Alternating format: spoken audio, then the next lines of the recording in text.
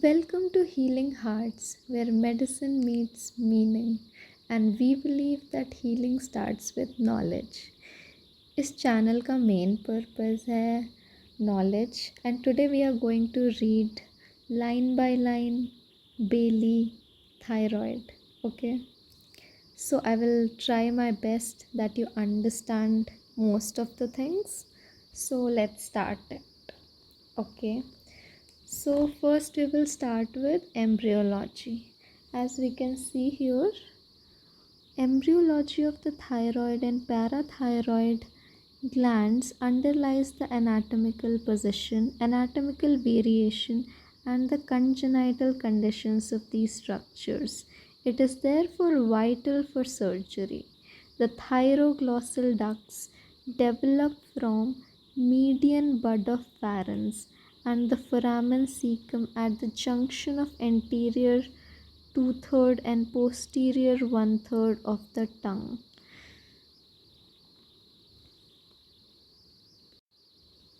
तो इसमें क्या बोल रहा है कि एक थायरोग्लॉसल डक्ट है जो कि डेवलप होती है मीडियन बड ऑफ फैरेंस से, ठीक है। और जो ये थायरोग्लॉसल डक्ट है ये एक रेमिनेंट की तरह प्रेजेंट होती है, ठीक है। ये रेमिनेंट की तरह कहाँ पे प्रेजेंट है? एंटीरियर टू थर्ड और posterior one third of tongue में, ठीक है। यहाँ पे एक वेस्टिब्यूल रेमिनेंट की तरह डक्ट प्रेजेंट है और ये इनिशियली एक हॉलो स्ट्रक्चर की तरह माइग्रेट करती है नीचे की तरफ, ठीक है। उसके बाद it passes closely continually and with sometimes through and developing hyoid cartilage, मतलब ये टंग से लेकर hyoid cartilage तक जाती है। और जो पैराथायरॉयड ग्लैंड है develop from the third and fourth pharyngeal pouches, and thymus also develops from third pouch. So now I will explain you. 1 minute. Yeah.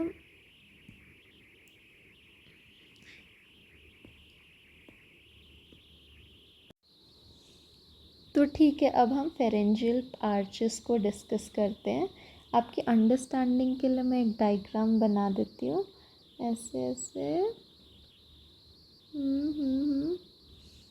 ये हो गया हमारा पाउच 1, 2, 3, 4 एंड ये हो गया है 6। तो ये जो सारे पाउचेस हैं ये मीसोडर्म से बनते हैं, ठीक है। ये मीसोडर्म से बनते हैं। ये है फेरेंजियल पाउचेस, ठीक है। उसके बाद जो ये है पाउचेस, और ये जो अंदर की साइड है इसको हम बोलते हैं, ठीक है, इधर नहीं, इधर के साइड, ठीक है, हम बोलते हैं क्लेफ्ट, ठीक है। और जो ये इस साइड की जो ये लाइनिंग है that is made up of endoderm. जो ये है एक्टोडर्म। और ये बीच का ये क्या बना हुआ है? ये बना हुआ है मीसोडर्म से। सिर्फ फर्स्ट पाउच में क्या होता है कि ये वाला पूरा ये कवर्ड होता है एक्टोडर्म से, ठीक है। अब हमें इतना समझ आ गया है। उसके बाद अब हम देखते हैं आगे का। जो ये पाउच था, ओके, ये डायग्राम मेरा कहाँ चला गया?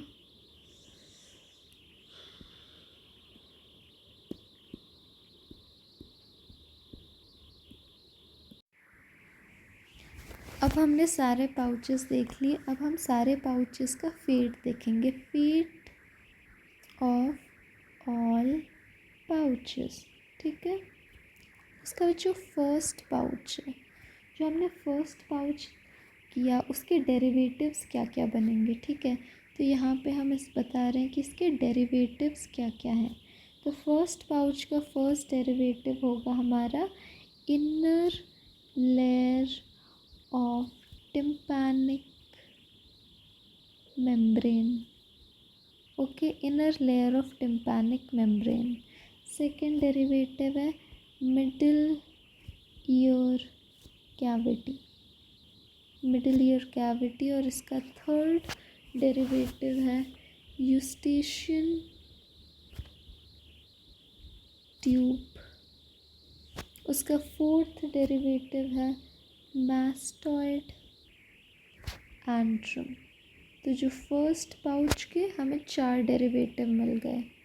उसके बाद जो सेकेंड पाउच है उसका एक डेरिवेटिव है जो पैलेटाइन टॉन्सिल है, उसका lining epithelium, palatine tonsil lining epithelium. उसके बाद फिर हम अब थर्ड पाउच की बात कर रहे हैं। थर्ड पाउच के क्या क्या डेरिवेटिव्स हैं। सबसे इम्पोर्टेंट थाइमस, ठीक है। और ये थाइमस मूव करता है towards the, it moves towards the mediastinum. Okay, तो ये जब मीडियास्टिनम की तरह मूव कर रहा है तो ये हमारे दोस्तों की तरह ही है, ठीक है। अगर खुद गिर रहे हैं तो सबको लेके डूबेंगे, ठीक है। तो ये अपने साथ किसको ले लेता है, ये अपने साथ ले लेता है पैराथायरॉयड को। इसीलिए पैराथायरॉयड का कौन सा part, inferior part of parathyroid. तो जब ये थाइमस नीचे जा रहा होता है तो ये अपने साथ इन्फीरियर पैराथायरॉयड को भी ले लेता है।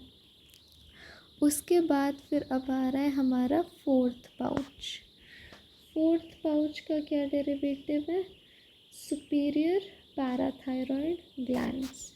इन्फीरियर तो हमारा उधर ही हो गया था, यहाँ पे है हमारा superior parathyroid glands. Got it. उसके बाद अब हम फिफ्थ पाउच की भी बात कर लेते हैं। इसमें ज़्यादा कुछ नहीं, इसमें होता है कुछ अल्टीमोब्रेकियल बॉडी, जिसके बारे में हम आगे डिस्कस करेंगे। अब इसका एक क्लिनिकल, हमें इसका एक क्लिनिकल वो भी तो पता होना चाहिए, सिग्निफिकेंस। इसका क्लिनिकल सिग्निफिकेंस क्या है। तो अगर ये हमारे जो थर्ड हमारा दिख रहा है पाउच, इसमें अगर हो गई कुछ एनामली, अगर इसमें हो गई कुछ एनामली तो क्या होगा, अगर इसमें हो गई एनामली तो हमारा थाइमस डेवलप नहीं हो पाएगा। और अगर हमारा थाइमस ये डेवलप नहीं हो पाया तो उसकी वजह से हमारा हाइपोपैराथायरॉयडिज्म भी हो सकता है। हाइपोपैराथायरॉयडिज्म, जिसकी वजह से हमारा होगा डाइजॉर्ज सिंड्रोम। तो अब सब लोग मुझे बताओ कि अगर मैं लास्ट में एक क्वेश्चन पूछूंगी, ठीक है, कि अगर थर्ड पाउच की एनामली है तो क्या क्या हो रहा है। हमारा थायराइड एब्सेंट है और हमें डाइजॉर्ज सिंड्रोम हो रहा है। ये एक इम्यूनो डेफिशिएंसी सिंड्रोम है। Okay, let's move forward. कहाँ पे थे हम लोग। हाँ, हमें तो पता ही चल गया था, इधर तक तो मैंने बता ही दिया था कि थायरोग्लॉसल डक्ट बेस ऑफ टंग से हायोइड कार्टिलेज तक होती है। उसके बाद फिर वो एक रेमिनेंट है और उसके बाद जो ये पैराथायरॉयड ग्लैंड है वो डेवलप होता है थर्ड और फोर्थ फेरेंजियल पाउचेस से, जिसमें हमने पहले ही देख लिया था। थर्ड पाउच से डेवलप हो रहा है इन्फीरियर पैराथायरॉयड और फोर्थ पाउच से डेवलप हो रहा है सुपीरियर पैराथायरॉयड, ठीक है। उसके बाद हमने पहले ही देख लिया है कि जो ये थाइमस है, this thymus develops from third pouch. Third pouch से क्या क्या, थाइमस और इन्फीरियर पैराथायरॉयड डेवलप हो रहा है। जैसे ही ये डिसेंड करता है थाइमस, ये अपने साथ क्या ले लेता है, पैराथायरॉयड ग्लैंड। और इसीलिए मैंने आपको पहले ही बता चुकी हूँ कौन सा पार्ट लेता है, इन्फीरियर पैराथायरॉयड। इसीलिए इन्फीरियर पैराथायरॉयड को लेके ये थर्ड फेरेंजियल पाउच ये जनरली इन्फीरियरली लाई करता है सुपीरियर पैराथायरॉयड के। तो तो सुपीरियर पैराथायरॉयड ऑब्वियसली ऊपर होगा और इन्फीरियर नीचे होगा। क्यों? क्योंकि उसको थाइमस ने खींच लिया था अपने साथ, जैसे हमारे दोस्त हमें खींच लेते हैं, है ना। उसके बाद हाउएवर द इन्फीरियर पैराथायरॉयड में बी फाउंड एनीवेयर, मतलब कहीं पे भी लाइन में हो सकता है, कितना खींचे है उस पर डिपेंड करता है। उसके बाद जो ये डेवलपिंग थायरॉयड लोब्स हैं, इनका स्ट्रक्चर है वो ऑब्वियसली फोर्थ पाउच से होता है, ठीक है। उसके बाद that is superior parathyroid gland. और ये जो मैंने बता ही दिया था, ये फिफ्थ पाउच से हमारा क्या डेवलप हो रहा है, अल्टीमो ब्रेकियल बॉडी। और ये जो पैराफॉलिकुलर सेल्स हैं वो न्यूरल क्रस्ट से डेवलप होते हैं by thyroid via the ultimo branchial body. अब हम इसकी सर्जिकल एनाटॉमी में आ जाते हैं। तो नॉर्मल वेट क्या है थायरॉयड का, 20 to 25 ग्राम। याद रखना है, मैं लास्ट में पूछूंगी, ठीक है। मस्ती नहीं, मस्ती नहीं। तो जो ये फंक्शनिंग है, तो जिसका जो फंक्शनिंग यूनिट क्या है, इसका फंक्शनिंग यूनिट है हमारा एक लॉब्यूल। तो हर एक थायरॉयड का functioning unit, basic functioning unit होता है लॉब्यूल, ठीक है। बेसिक फंक्शनिंग यूनिट अगर हम लिखेंगे तो क्या लिखेंगे, लॉब्यूल। अब जो ये लॉब्यूल है, एक लॉब्यूल है, उसके पास अपना खुद का एक आर्टीरियोल है, ठीक है। एक लॉब्यूल के पास अपना खुद का आर्टीरियोल है और वो लाइन किस, और फिर उसके पास एक लॉब्यूल के पास 24 to 60 फॉलिकल्स हैं। एक लॉब्यूल के पास से 24 to 60 फॉलिकल्स, और वो फॉलिकल्स किससे लाइन हो रही है, क्यूबॉइडल एपिथेलियम से, ठीक है। उन फॉलिकल्स को क्यूबॉइडल एपिथेलियम लाइन कर रहा है। और ये फॉलिकल्स के अंदर पे क्या है, फॉलिकल्स के अंदर पे है हमारा ये कोलॉइड, ठीक है। हाँ, ये फॉलिकल्स के अंदर पे है कोलॉइड, जिसके पास क्या है, उसके पास है थायरोग्लोबुलिन, उसमें स्टोर होता है। तो अगर मैं लास्ट में पूछूंगी कि कोलॉइड के अंदर क्या होता है, तो सबको बोलना है थायरोग्लोबुलिन वहाँ पे स्टोर होता है। अब इसकी आर्टीरियल सप्लाई देख लेते हैं। आर्टीरियल सप्लाई तो काफ़ी ज़्यादा रिच है, एक्सटेंसिव है, ठीक है। और ये एनास्टमोज करती है मेन थायरॉयड आर्टरी से, और ब्रांचेस ऑफ किस किस की ब्रांच से, अब मैं बाद में पूछूंगी। मेन थायरॉयड आर्टरी हो गई, अब वो किस किस के साथ एनास्टमोज कर रही है, किसकी ब्रांचेस के साथ, ट्रेकिया की ब्रांचेस के साथ और ईसोफेगस की ब्रांचेस के साथ, ठीक है।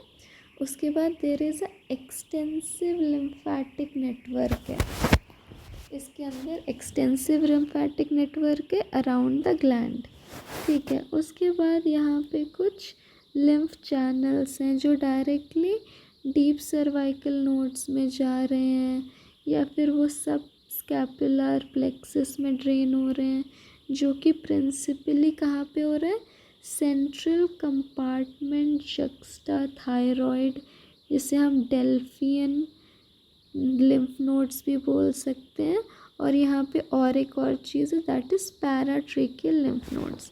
अब मैंने जल्दी जल्दी इतना सा बोल दिया, समझ में तो नहीं आया होगा, ठीक है। तो अब आप पूछोगे कि ये डेल्फियन लिम्फ नोड्स होता क्या है, तो हम पहले ये लाइन पढ़ लेते हैं कि डेल्फी क्या होता है। डेल्फी एक सीक्रेट जगह, कहाँ पे, गल्फ ऑफ, ग्रीस में एक जगह है, ठीक है। वहाँ पे एक जगह था। अब एकदम इंटरेस्टिंग स्टोरी है, ठीक है, इसको तो मज़े से पढ़ना ही है, ठीक है।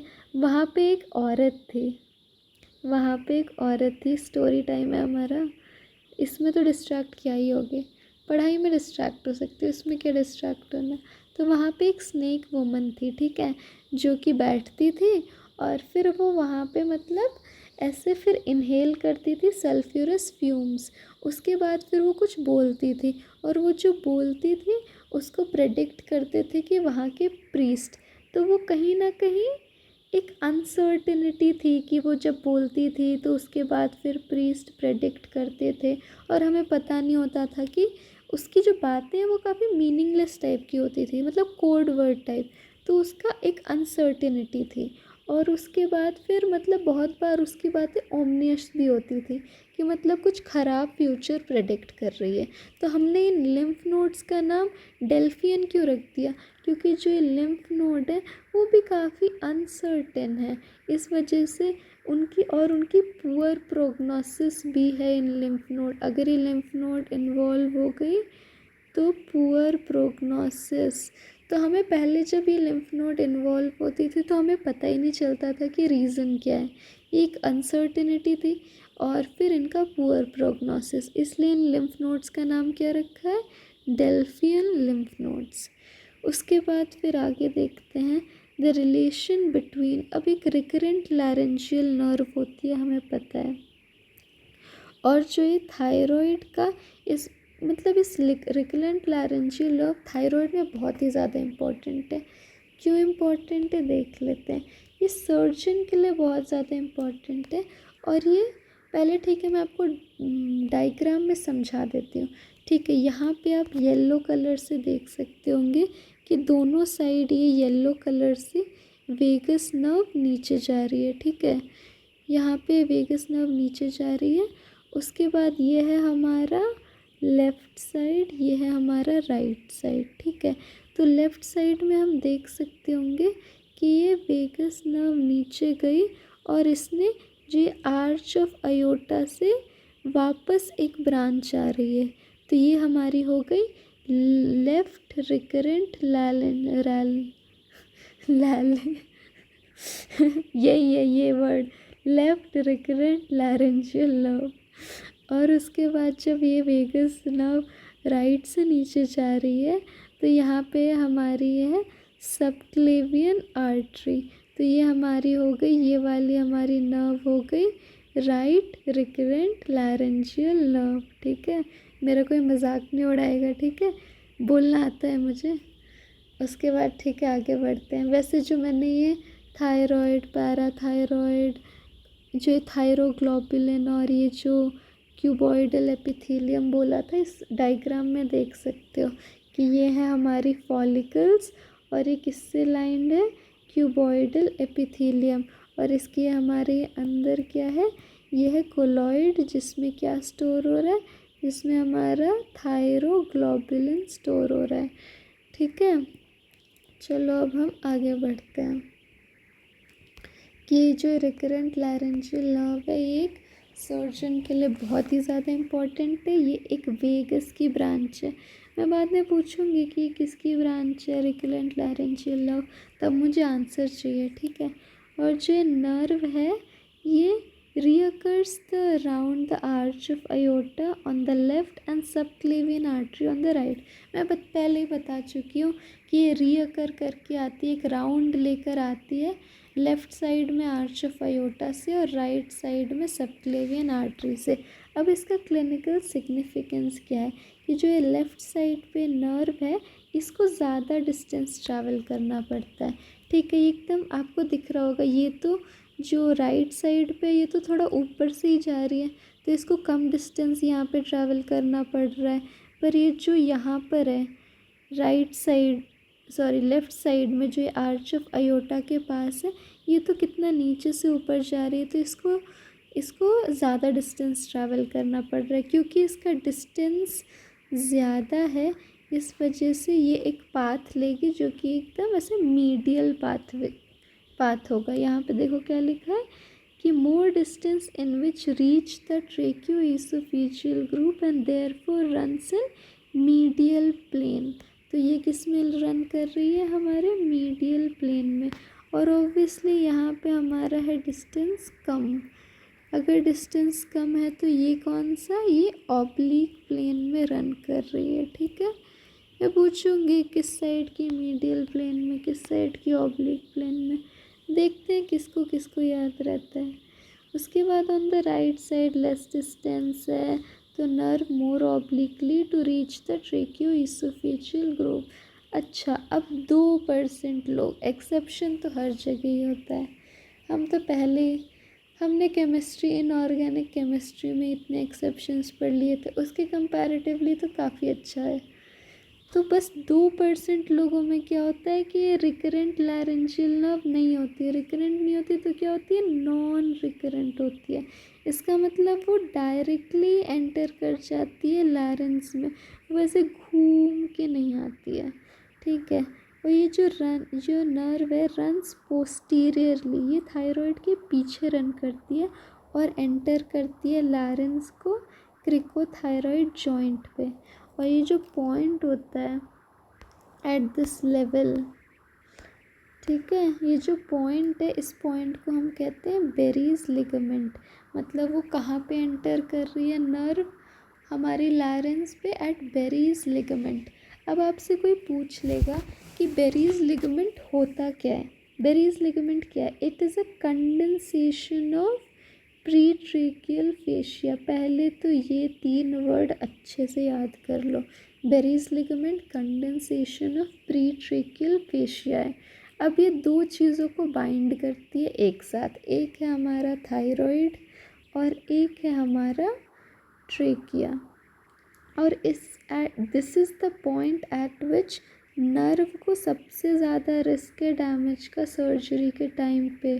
तो हमारी लोकेशन क्या है, बेरी लिगामेंट लोकेशन है, जहाँ पे सर्जरी के टाइम सबसे ज़्यादा रिस्क है डैमेज का, इंजरी का। तो in terms of surgical anatomy, the nerve can be located into tracheoesophageal groove where it forms one side of Bear's triangle, ठीक है। तो यहाँ पे एक ट्राइंगल होता है, ठीक है, यहाँ पे एक ट्राइंगल हो गया, उसका एक साइड क्या बना रहा है, एक साइड हमारी बना रही है ये नर्व, रिकरेंट लैरेंजियल नर्व, और उसके 2 साइड्स क्या, एक कैरोटिड आर्टरी, ये हमारी बना रही है कैरोटिड आर्टरी, और ये हमारी बना रही है थायराइड आर्टरी, और एट द क्रिकोइड जॉइंट, ठीक है, ये सब हो रहा है क्रिकोथायरॉइड जॉइंट पे। तो जो नर्व है वो नॉर्मली फाउंड कहाँ पे होती है, थायराइड लोब पे, और इसको हम ऐसे मोबिलाइज कर सकते हैं लैटरली। तो मतलब ये जब थायराइड लोब को हमने मोबिलाइज कर दिया लैटरली, तो उसके पीछे हमें दिखेगी ये नर्व, ठीक है। और उस रीजन को, उस पोर्शन को क्या बोलते हैं, जो पोस्टीरियर लैटरल पोर्शन है जिसको हम मोबिलाइज कर रहे हैं, उसको हम बोलते हैं tubercle of Zucker candle, tubercle of Zucker candle, ठीक है। उसके बाद अब हम फिजियोलॉजी पे आ जाते हैं, जो कि यहाँ पे मेनली 2 हार्मोन होते हैं। एक हार्मोन है ट्राई आयोडोथायरोनिन और एक हार्मोन है एल थायरोक्सिन, ठीक है।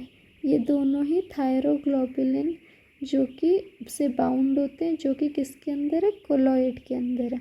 अब इनका सिंथेसिस कैसे होता है, ये कुछ एंजाइम्स के वजह से कंट्रोल होते हैं। तो कुछ स्टेप्स हैं यहाँ पे।